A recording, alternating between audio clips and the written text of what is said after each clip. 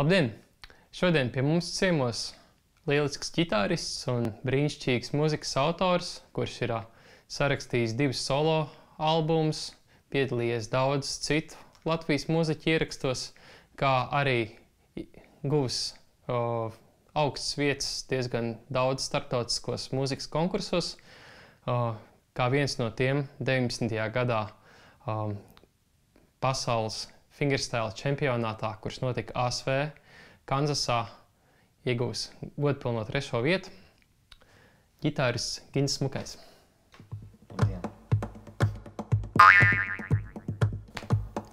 Šodien es pastāstīšu jums par tādu tehniku, kas saucās perkusija pirkstu stils.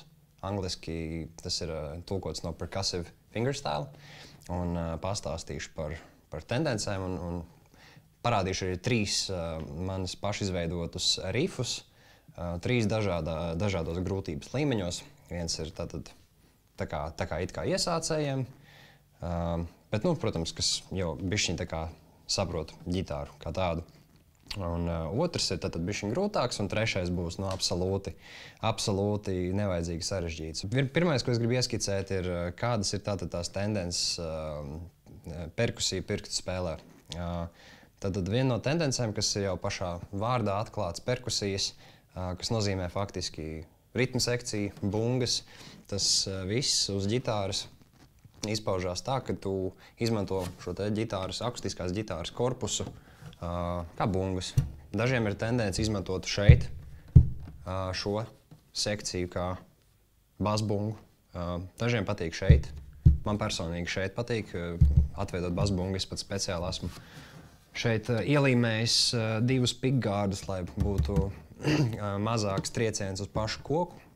Tas arī ir tāds labs ieteikums, ko darīt, ja tiešām gribās to ģitāru daudzīt un nenest viņu labot tik bieži. Un attiecīgi, jā, tā ir basbunga. Daži mēdz arī basbungu šādi te izpaust. Ir tik daudz, redz, tā tēma arī šodien būs tāda, ka perkusija pirkstu stils patiesībā ir krietni lielāks, krietni plašāks jēdziens par to, kā mēs zinām. Un tad viens bija tātad basbunga, ko es tikko pastāstīju. Nākamais būs drobene. Ja, tātad drobene, jeb angliski snare, kā paši šo vārdu zinat un saprotat, ir tendence pārsvarā cilvēkiem šeit, ģitāristiem spēlēt, var šeit, ja, kā gribās, un parasti tiek izpildīts ar tādu kā slepu, ja, tā kā it kā termometru nosist. Man pašam personīgi ir tendence vairāk izmantot augšējā daļā atkal šo te drobenes skaņu. Un te ir atkal 2 ceļi, kādā drobenes skaņa var iedalīties šajā tehnikā. Viens ir tātad vienkārši šeit ar knipi vai ar šādu te triecienu ar rādītāju pirkstu. Un otrs ir pa 6. stīgu. Šādi te iegūstot tādu krietni spalgāku skaņu, kas atkal tā ir man personīgā preference. Te var darīt kā tu gribi. Te var dauzīt drobeni kaut vai ar knipi vai triecienu, jebkur. Galvenais, kad tajā kompozīcijā vai dziesmā, ko tu spēlē, tā skaņa arī ir attaisnota un tas iet kopā ar to, kā tu jūties tādā ziņā, kāda ir koordinācija un kāda ir sarežģītība dziesmā. Attiecīgi, kā izklausās, kad apvieno bungu un drobeni. Piemēram, šeit var būt viena vieta, kur to var darīt, un savukārt es šeit esmu jau iedzīvojies šajā augšējā daļā un spēlē šādu tehniku.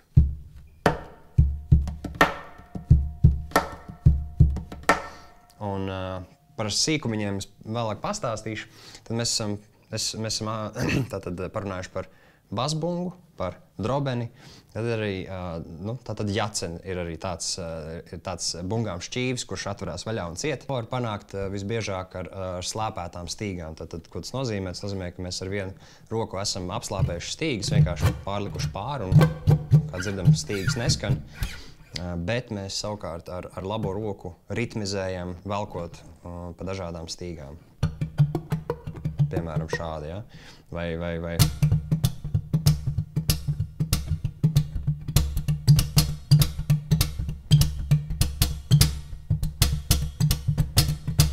Idejiski ar tādu kā drobenes, ne, bet ar jacenes skaņas efektu. Un faktiski mēs varam apvienot to visu kopā, un kāds izklausās, nu, teiksim.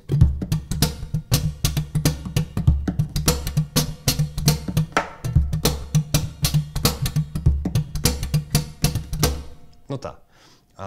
Tas, protams, viss ir sarežģīti pagaidām, bet tas tā atkal ieskicējot vienkārši tās tendences, kādā manierē tiek spēlēts tātad šis te perkusija pirkstu stils. Vēl tāda muzikāla tendence ir vienkārši arī sitienu uz mākslīgajām virsskaņām, kas ir uz 12., 7., 5. ladas. Tātad, ja, piemēram, šādi te mēs varam darīt uz pirmajām 3 stīgām, uztaisīt šādu te sitienu.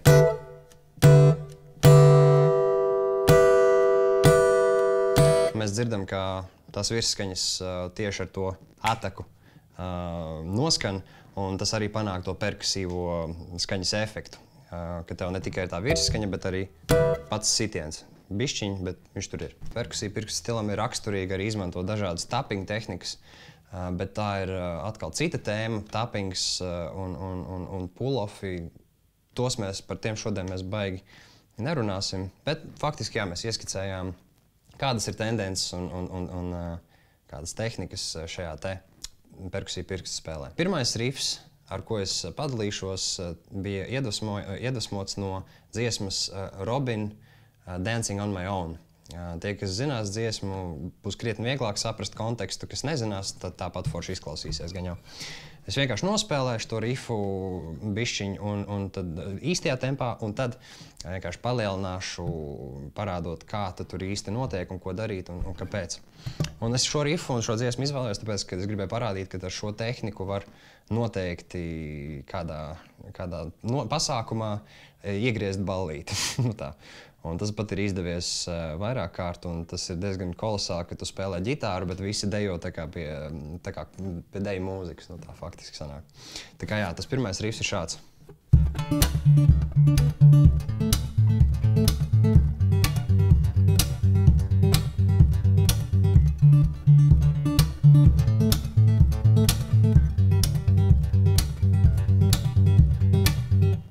Mēs panākam tādu kā kluba dziesmas sajūtu un ritmizējam arī visu kopā reizē. Kā sākt šo rifu, kā es tam piegāju un kāpēc tam to var atvasināt vēl ar ritmiskām skaņām. Sāksimies vienkārši ar to, kas notiek uz stīgām. Tad pirmais ir 2 pieskārieni ar labo un kreiso roku. Ja, bet tajā laikā mēs jau esam pēc šiem 2 sitieniem sagatavojuši pirkstus uz tātad re, kas ir tātad oktāvās, un tā ir 5. stīgas 5. lada un 3. stīgas 7. lada. Mēs esam jau sagatavojuši šeit pozīciju. Pirmā kustība ir šāda. Ja, tātad 1, 2.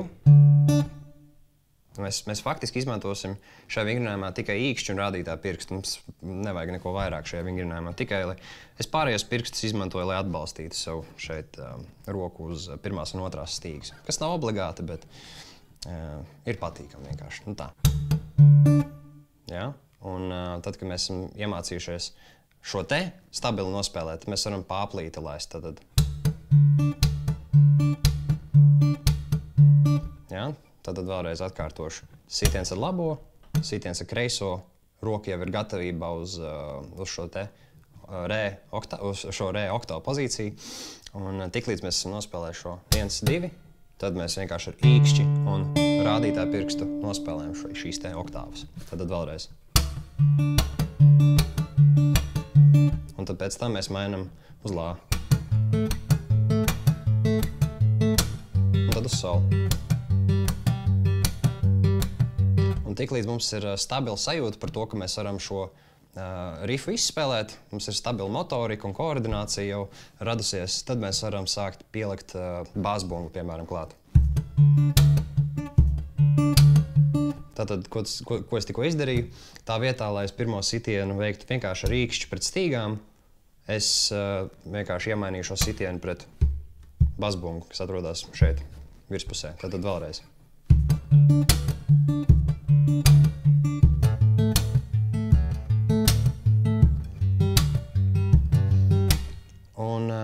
faktiski mēs vienkārši pātrinām tempu, tik līdz mēs jūtamies komfortabli, un tad beigās mēs varam šo rifu atvasināt uz vēl citiem skaņas viļņiem. Nu, teiksim, šāds izskatās.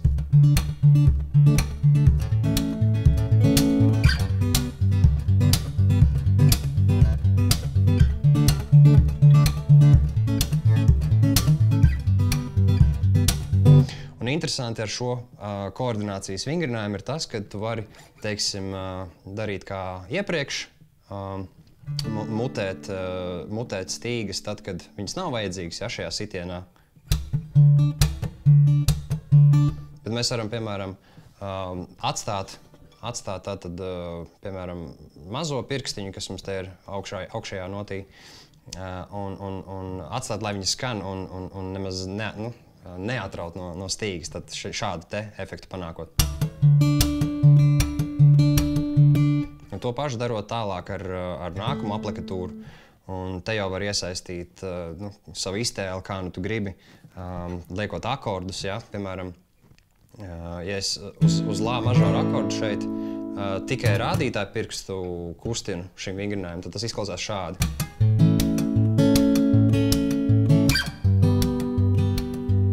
Un tas vienkārši rada tādu, tā skaņa uzreiz atverās, ja, ka mēs nomainām no vienkārši oktāvām uz akordu skaņām šādi te.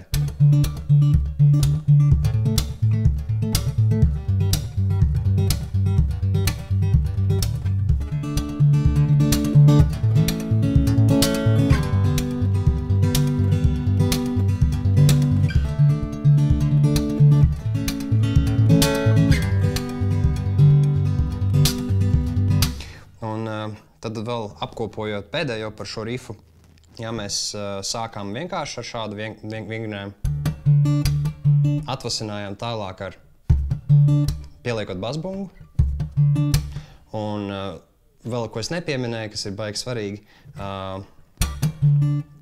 ir sitiens uz divi. Tātad 1, 2, 1, 2, jā. Un tā kaut kā.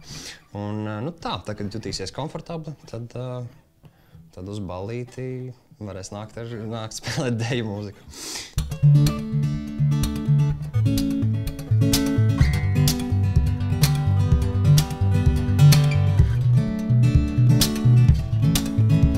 Un faktiski visu laiku mainot akordus, nemainot aplikatūru, var turpināt tieši tādā pašā motorikā. Tagad jūties komfortabli, tad jau var kaut kur melodiju iepīt iekšā.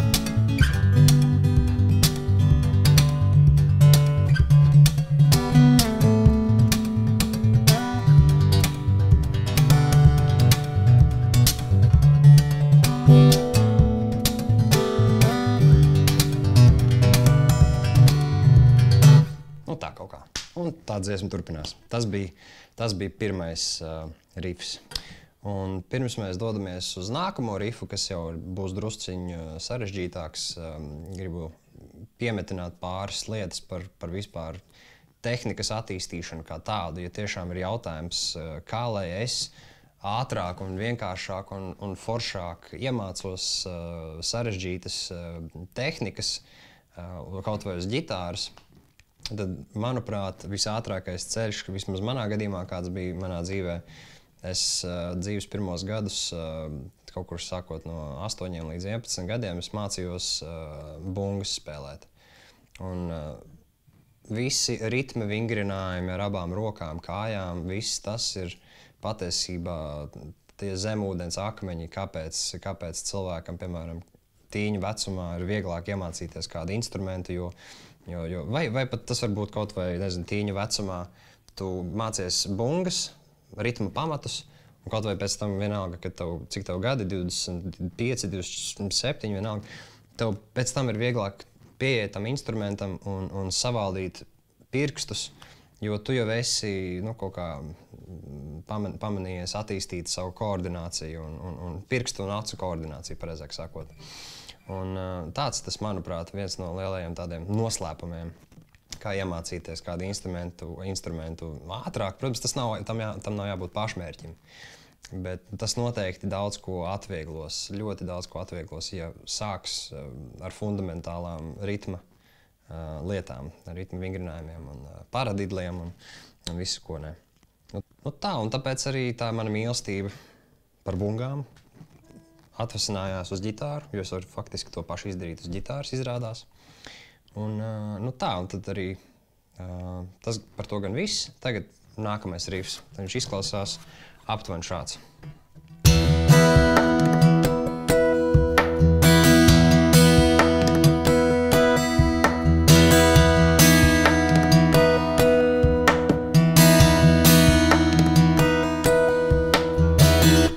Un te daudz kas notiek, bet tūlīt atkal saskaldīsim pa skapīšiem.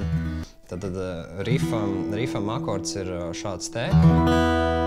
Mēs nopozicionējam pirkstus uz tātad 5. stīgas 7. ladas, tad ir 4. stīgas 9. ladas un 3. stīgas 9. ladas. Ja? Tad mums ir rādītāja pirksts, 4. pirksts un maziņais pirksts.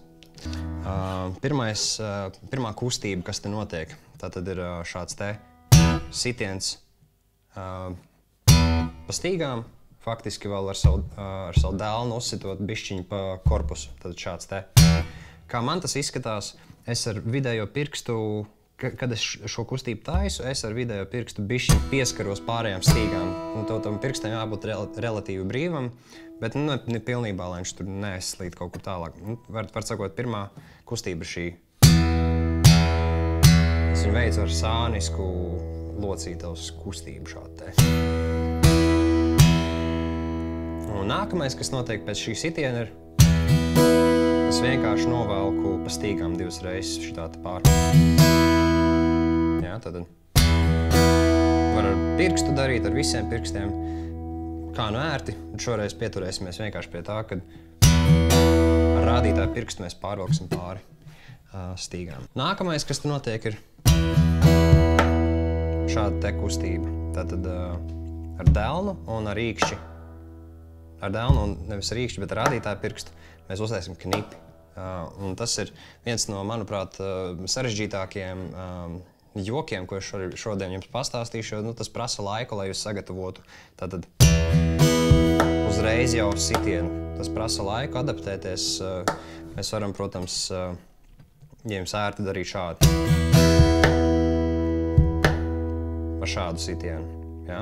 Atkal. Bet tas atkal ar rādītāju pirkstu, lai sistu pa šo vietu, jābūt ir tādai, nu, tā kā pātagai. Aptuveni jāiztēlojas, ka tu ar pātagu siti. Šoreiz turpināšu ar knipi. Pēc šīs te kustības seko 3 sitieni ar pirkstu un hammerons ar rādītāju pirkstu uz 5. stīgas 7. ladas. Tātad šādi te tas izklausās kopā. Jā.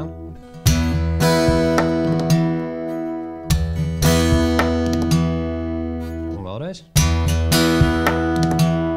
Un pēc tam, tad, kad mēs esam veikuši šo kustību, labai rokai jābūt jau gatavai pozīcijā uz šo te virsskaņu. Atkal iztēlojies, ka sit ar pātagu. Bet idejiski jātrāp ir tieši šeit, tur, kur sākās šī te lada, pa dzelzīti jātrāp. Paša dzelzīti. Nu tā. Un nu tā tad vēlreiz. Un pēc tam, pēc šīs kustības, es daru tādu lietu, ka es vienkārši ar rādītāju pirkstu uzsitu pa virsskaņām, tad es viegli ar vidējo pirkstu uzvalku, tad novalku pa 1. un 2. stīgu, šādi. Tikai es to atkārtoju 2 reizes, tātad. Jā, šādi te. Pēc tam jau es jau pārskrēju pāri, bet tad šis te pirmais teikums visā rindkopā skan šādi. Un pēc šīs kustības un visa šī rifa seko atkal sitiens, ko mēs iepriekš izpildījām ar delnu un knipi. Tātad. Un pēc tam, kas seko pēc šī te delnas un knipi sitiena, ir šis te vienkārši atkal braukāšana pa stīgām ar rādītāju pirkstu. Tātad šādi.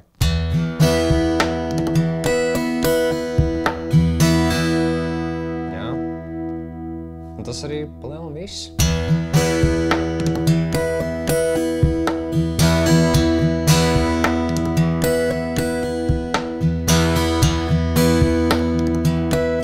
Vienkārši smukumiņam varam pamainīt akordu.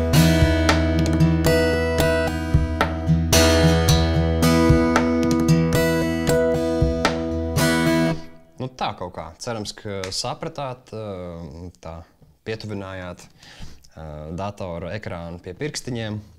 Nu tā, un varbūt arī pašiem sanāks izspēlēt ko tādu mājās. Un tā atkal šis ir jāuztver kā tāds pirkstu, acu ritmā tāds koordinācijas vingrinājums. Un attiecīgi atkal to pašu var atvasināt uz dažādiem akordiem, dažādām izspēlēm. Svarīgi saprast to, ka, lai šo te virsskaņu izdarītu, vajadzētu būt atvērtām stīgām. Nu tā. Faktiski nepieskaroties ar pārējiem pirkstiem. Nu tā. Bet jā, to var atvasināt arī šādi.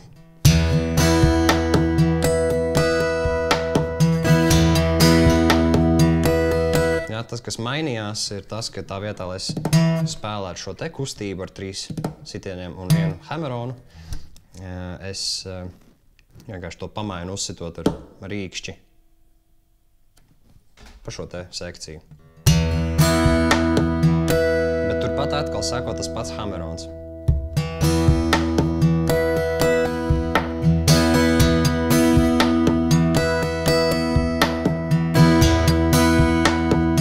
Tagad vēl bišķiņ lēnāk.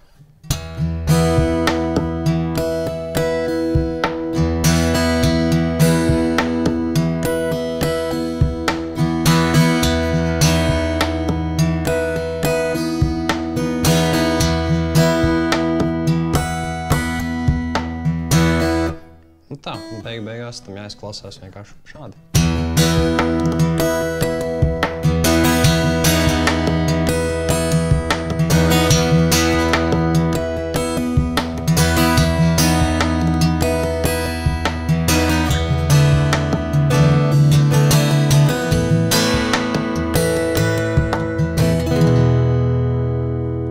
Otro rifu mēs jau izspēlējām. Pirms tātad mēs dodamies pie trešā rifa. Laikam jāieminās, kā tad es pats vispār nonācu līdz šādai spēles tehnikai un kā es iemācījos. Tad to ir būtiski zināt, jo mēs mācāmies dažādi. Cilvēkiem ir dažādas prāta un koordinācijas spējas un dotības dažādas ir. Un es šajā gadījumā Tātad bērnībā man jau bija ielikti pamata muzikas skolā, mācoties sitam instrumentus Jāzepa Mediņa muzikas skolā pie Larisas Puzulas. Tālāk, tad, kad es sastapos ar ģitāru, kaut kādos 14 gados, tad es tā arī mācījos ģitāru skatoties, kā citi to dara, vai no video, vai klausoties savu iemīļotus ģitāristus. Un faktiski vienkārši skatījos, kā viņi spēlē, skatījos uz viņu pirkstiem, un tā arī mēģināju tās pašas kustības imitēt un tādējādi iemācīties kādu viņu skaņdarbu. Un caur tiem skaņdarbiem, attiecīgi, piemēram, tā varētu būt ģitārists Kaki King vai amerikāņu ģitārists Andy McKee, vai tas pats jau sen jau pieminētais Tomijs Emanuēls, kuram, protams, mazāk raksturīga ir perkusīvā tehnika, bet tāpatās ir pāris forši ģitāristi, no kuriem var šīs tehnikas pamācīties. Un tātad man sākuma frāze par tām dotībām un mācīšanās spējām ir, tas iemesls bija tāpēc, ka daudzi, manuprāt, mūziķi arī Latvijā ir tā saucamie autodidakti, kas mācās klausoties no auss vai vienkārši ar acīm redzot, kas notiek uz instrumentu. Un faktiski, ja tu vari apvienot šīs dotības savā darbā, vai spēja vienkārši, ka tu mācies kaut ko jaunu, šī gadījumā mēs runājam par mūzikas instrumentu, tad jāsaprot, kādas ir tās robežas, cik mēs varam paši ar saviem spēkiem izkost un cik varbūt ir vajadzīgi kāds papildus padoms no kāda meistara. Lai vai kā, šo tehniku esmu izkopis īstenībā ļoti netīšām. Nu jā, sākumā es vienkārši iemācījos pa galvenajām tendencēm spēlēt. Tātad es šeit izmantoju kā bungu sekciju, apakšējo ģitāras daļu. Un faktiski tā bija tā fundamentāla atšķirība, ka es pārgāju šo daļu. Un tas daudz ko atver, tas ļoti daudz opcijas atver vaļā. Tādā ziņā, cik tu vari izpausties un kā tu vari izspēlēt. Piemēram, apakšējā daļā, ja tu pārsvarā atrodies, tad tu nevari izspēlēt šādas te kombinācijas, kā mēs sākumā redzējām ar drobeni, basbungu un jaceni. Tas ir vienkārši pārāk. Šobrīd es neesmu redzējis, kas būtu tā apvienojis to visu, ja? Kas var apvienot. Ļoti daudz sīkumu pavarās vaļā, ja mēs šeit orientējamies augšējā ģitāras korpusā. Un tā ir tāda vienkārši tehniska nianse. Ir viens ļoti iedvesmojošs ģitārists no Somijas. Es ļoti silti iesaku paklausīties tādu ģitāristu Petteri Sariola. Viņš arī piekopa tādu līdzīgu tehniku ģitāras augšdaļā, un arī viņš drobeni izmanto kā stīgu, džingstošo skaņu, uzsitot vienkārši ar pirkstu kā ar pātagu pa 6. stīgu vai pa 6. un 5. stīgu. Nu tā. Un tā pozīcija arī ir kaut kur šeit. Un jāņem vērā, spēlējot šīs tehnikas un mēģinot kustināt roku pa labi pa kreisi, jo jāsaprot perkusija pirkstu stilā, tu ej tālāk par tradicionālo spēles manieri. Tev roka vairs neatrodās vienkārši virs skaņas cauruma, bet tu viņu sāc kustināt pa labi kreisi šādi te. Ļoti svarīgi ir šī te rokas pozīcija, kur tev viņa atrodās. Ja? Tad nevis, ja tev labā roka atradīsies kaut kur tālāk no ģitāras, tad tev loģiski būs grūti uzreiz pabīdīt roku un izspēlēt kaut kādas flažoletes šeit. Tāpēc ir baigi svarīgi saprast, kur tev orientējās labā roka šobrīd. Nu tā. Nevēl es ierunājos par tādām dotībām un cik mēs varam ar ausi uztvert, tad es šo te rifu pēdējo, ko es tagad nospēlēšu, iekļāvu tiešām ar tādu mērķi, ka jūtaties pietiekami pārliecināti par to, ka var kaut ko tādu pamēģināt, ko es tagad nospēlēšu. Tad tiešām, nu, tas ir nevajadzīgi sarežģīts rifs, tāpēc arī to nosaucu. Un es mēģināšu nospēlēt to rifu un pēc tam ļoti lēnām saskaldīt, ko tad es tur darīšu. Un mēs spēlēsim vairāk tādā šaflīgā, funka tādā manierē. Un tas arī jāsaprot. Un, jo, ja to nesaprot, tad ir auzis. Labi, tātad.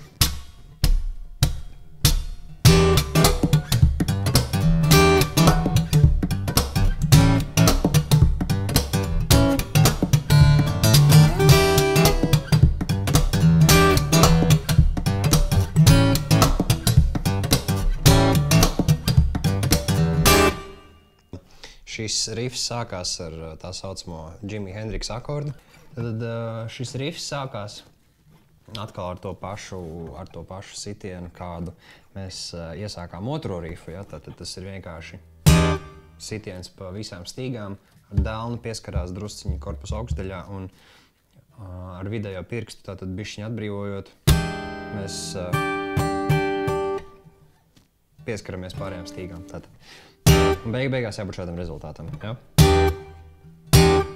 Un nākamais, ko vajadzēja pateikt, ja, tad šīs te Jimi Hendrix akords, jāpieprot tas, ka mēs varam varbūt veikt hammer-onus atsevišķi katrai stīgai, bet šoreiz hammer-ons būs jātaisa uz visu akordu. Ja, tātad. Nākamā kustība pēc šī sitiena ir vienkārši parasts pieskāriens ar īkšķi pret 6. stīgu šeit, kur dzelzīši satiekās. Šādi te. Tālāk, jā, pēc šī te pieskāriena mums ir tātad tas hammer-ons uz Jimi Hendrix akordu. Un pēc šī hammer-ona ir sitiens ar rādītāju pirkstu pa 6. stīgu.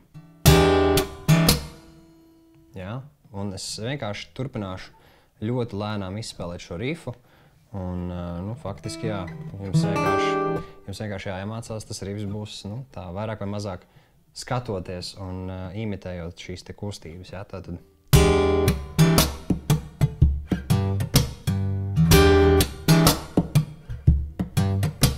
Jā, tātad vēlreiz mēs saskaldījām uz pusēm šo riffu tagad, un pēc šīs te sekcijas seko tātad.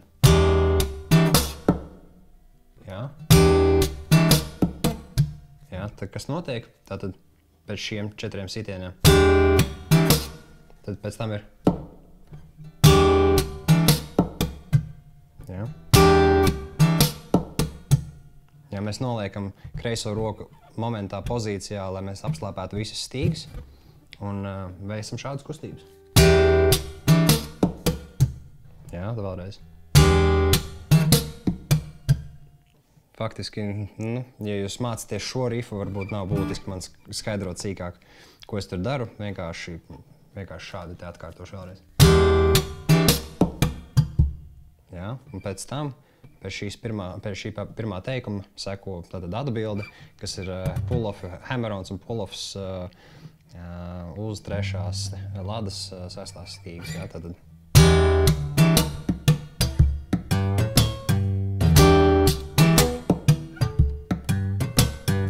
Vēlreizīt.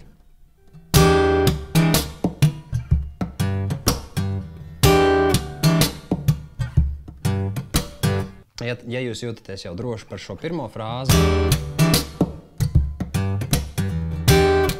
tad mēs varam tālāk pēc šī te hammer-on un pull-off, kas notiek uz sol nots, mēs varam likt lā septakordu tālāk. Jā, un tad šādi. Atkal tieši tā pati roku kustība, kas frāzes sākumā bija.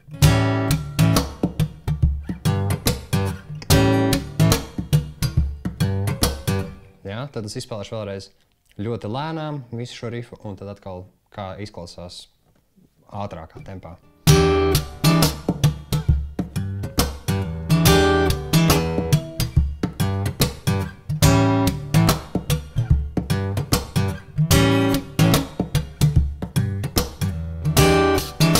Un tagad ātrāk.